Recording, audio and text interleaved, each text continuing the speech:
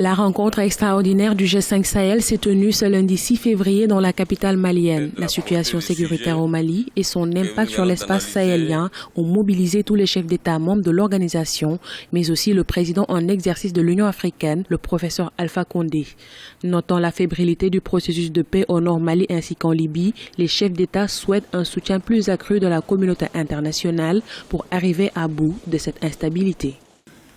Nous ne demandons pas à nos amis, à nos partenaires européens d'envoyer leurs soldats mourir chez nous.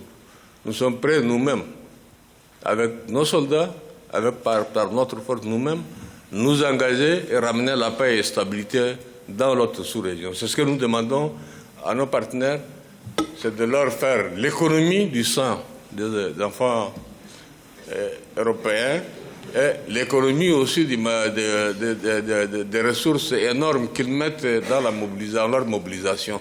Qu'ils mettent un peu moins de 10%, ça nous suffit, nous, pour faire le travail. Outre la mise en place immédiate de la force conjointe du G5 Sahel, la suppression immédiate de visas entre ces 5 pays a été aussi décidée. Si l'option sécuritaire est sur toutes les lèvres, les dirigeants misent sur la coopération économique. Avec 4 pays enclavés sur 5, la conférence a proposé des mesures pour développer les échanges économiques, ce qui permettra de lutter contre la pauvreté.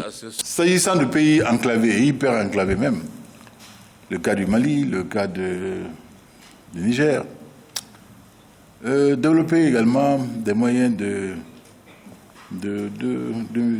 commerce au sens commerce humain, commerce des échanges, mise en relation des hommes, commerce.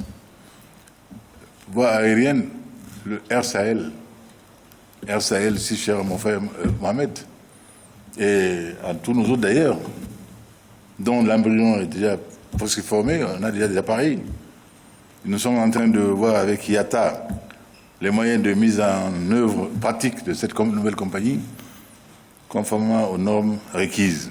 Idriss Déby Itno, président sortant du G5 Sahel, a passé le témoin à son homologue malien Ibrahim Boubacar Keïta, qui préside désormais aux destinées de l'organisation. Rendez-vous est pris pour 2018 à Niamey.